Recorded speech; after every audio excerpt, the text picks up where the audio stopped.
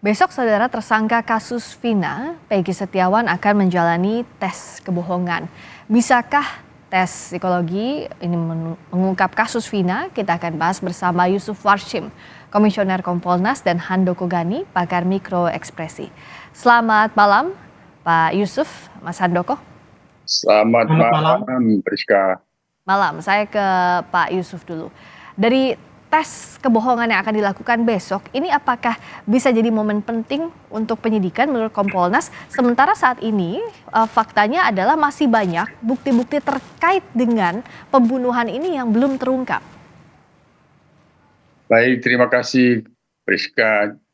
Kompolnas sendiri sebagai pengawas Polri dalam hal penyidikan kasus Vina ini, terutama pasca penangkapan Peggy PS yang telah ditetapkan sebagai tersangka, untuk memperkuat alat bukti agar menjadi terang peristiwa pidananya, perbuatan pidananya, kami mendorong penguatan pembuktian yang didukung oleh scientific crime investigation.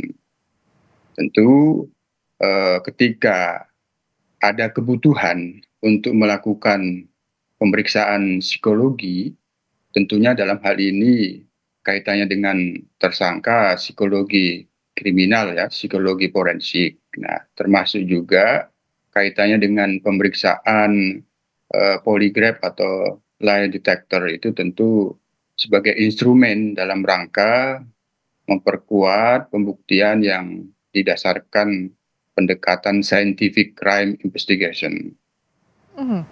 Pemeriksaan psikologi forensik, psikologi kriminal, pemeriksaan poligraf tentu bukan merupakan alat bukti. Ya. Itu akan menjadi alat bukti itu tentunya adalah khususnya poligraf ya, kewenangan pada hakim itu pun nanti diwujudkan dalam keterangan ahli. Ahli yang dimaksud adalah si pemeriksa poligraf yang tentu sudah memiliki track record dan integritas yang tidak diragukan, dan itu kan nanti diuji kalau itu hakim memerlukan pembuktian yang didasarkan pada pemeriksaan poligraf. Oke. Kaitannya dengan penyidikan ini kami lihat sebagai alat bantu saja. Ya.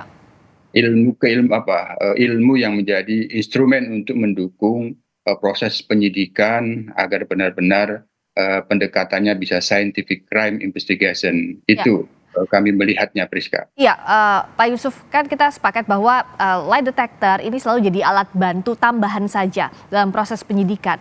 Tapi pada faktanya sekarang, bagaimana Kompolnas melihat produktivitas penyidikan kasus Vina? Karena dalam ditetapkannya tersangka Peggy Setiawan misalnya, itu belum ada alat bukti terkait peristiwa pidana yang dimaksud, yakni peristiwa pembunuhan Vina dan Eki sampai saat ini, Pak Yusuf. Ya, kami pada saat melakukan gelar klarifikasi di Polda Jabar memang kami terkait dengan penangkapan dan penetapan PS sebagai tersangka itu kami menanyakan apa alat buktinya. Penyidik sudah menjelaskan dua alat bukti yang dimaksud. Tentu kami menghormati kewenangan penyidik yang meyakini dua alat bukti tersebut. Hanya kami waktu itu memberikan saran, kami berharap ada penguatan alat bukti lain, misal kalau itu keterangan saksi, ada saksi-saksi lain yang lebih memperkuat. Nah, sekarang kan ada saksi alibi dari pihak tersangka PS. Tentu ini harus diperiksa, jangan sampai kebenaran itu ada pada saksi alibi yang menjelaskan pada tanggal 27 Agustus PS ada di Bandung, bukan di Cirebon. Artinya kalau alibinya benar, PS tidak mengetahui ada perbuatan peristiwa pembunuhan itu. Itu yang kedua terkait dengan bukti surat. Nah, tentu kami mendorong pada waktu itu alat bukti surat itu diperkuat dengan pendekatan scientific crime investigation. Keterangan ahli yang bisa memperkuat alat bukti yang tidak hanya didasarkan minimal dua alat bukti. Nah, tentu ini kan penahanannya sudah lewat 20 hari dan sudah diperpanjang 40 hari. Kami tentu tentunya ya penguatan alat buktinya sudah banyak seharusnya gitu. Nah, masuk apa yang akan dilakukan yang dilakukan pada saat ini sekali lagi Priska terkait dengan pemeriksaan poligraf itu hanya alat bantu berbasis keilmuan. Apakah akan menjadi alat bukti? Ya nanti itu hakim. Itu pun nanti mengantisipasi dalam beberapa kasus itu ada petunjuk katakanlah dari jaksa penuntut umum meminta untuk poligraf. Sepertinya ini sudah didahului. Namun walaupun demikian, semua pemeriksaan terhadap PS tidak boleh melanggar hak-hak tersangka. Salah satu hak tersangka yang diatur dalam KUHP pasal 50 sampai 56 itu adalah hak memberikan keterangan secara bebas. Artinya tidak boleh ada paksaan, intimidasi. Terkait dengan pemeriksaan poligraf tentu harus mendapatkan persetujuan yang diperiksa. Apabila ada kuasa hukumnya tentu harus diketahui oleh kuasa hukumnya. Termasuk kami boleh menjelaskan kaitannya dengan pemeriksaan psikologi, tepatnya psikologi kriminal. Ini sebenarnya untuk menjadikan satu basis keilmuan bagi penyidik mengenal secara dekat bagaimana watak dan kepribadian, sehingga dengan mengenal watak dan kepribadian tersangka, penyidik memiliki teknik dan pendekatan-pendekatan yang sesuai dengan tersangka, yang itu dalam rangka pemenuhi hak-hak asasinya agar terhindar dari sikap-sikap memeriksa, menekan, memeriksa, apalagi mengintimidasi. Itu secara teori sepertinya itu yang kita dorong. Saya ke Mas Handoko, dalam pelaksanaan poligraf misalnya untuk tes kebohongan ini, apa saja aspek-aspek yang akan dinilai dan bagaimana juga kondisi psikis dari tersangka ini bisa memengaruhi hasil tes kebohongan itu, Mas Handoko? Ya, saya memberikan perkenalan dulu. Kalau saya memang salah satu pengguna authorized operator dari layer voice analysis, yang di banyak negara merupakan tandem dari poligraf. Jadi saya bukan polygraph examiner certified gitu ya. Tapi saya adalah certified LVA, layer voice analysis. Nah, baik poligraf dan LVA ini sama-sama berbasis dari pertanyaan. Jadi pertanyaan merupakan hal yang sangat penting. Nah, tentunya juga mempertimbangkan bagaimana psikologis dari si dalam hal ini adalah PS.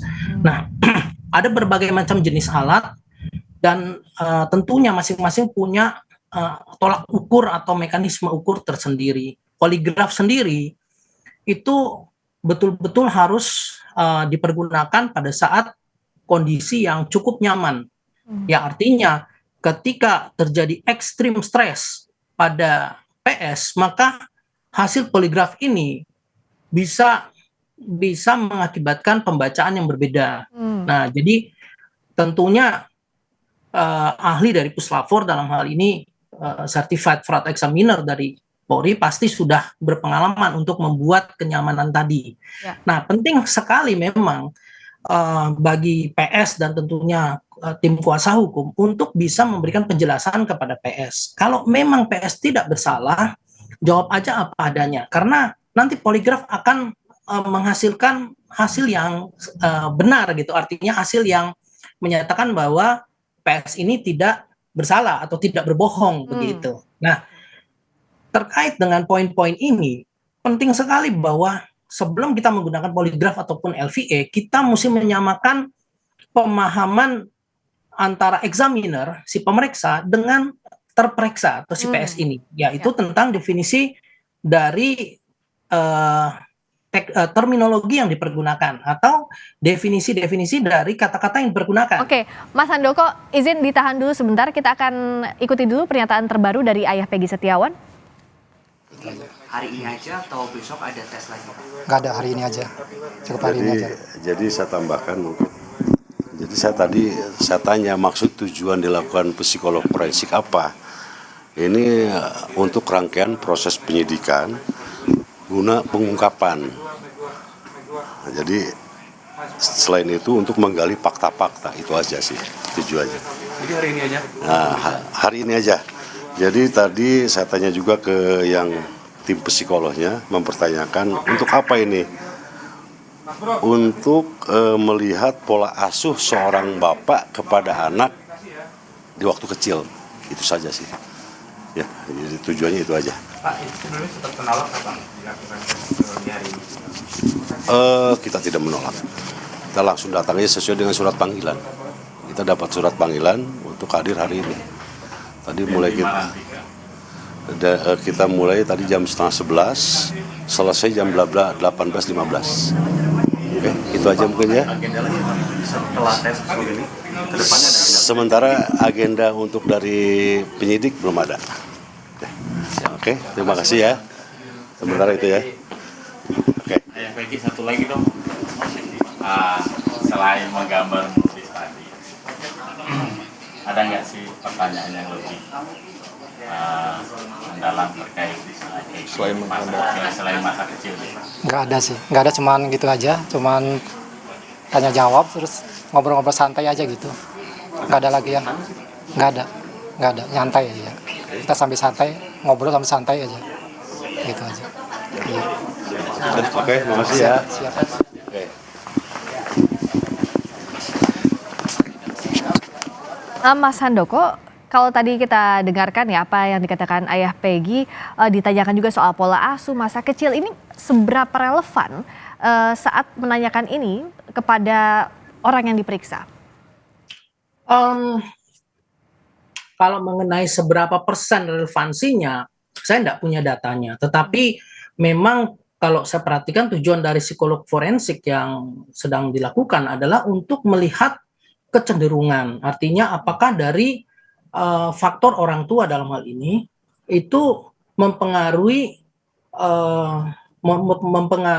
pola pikir, Ya.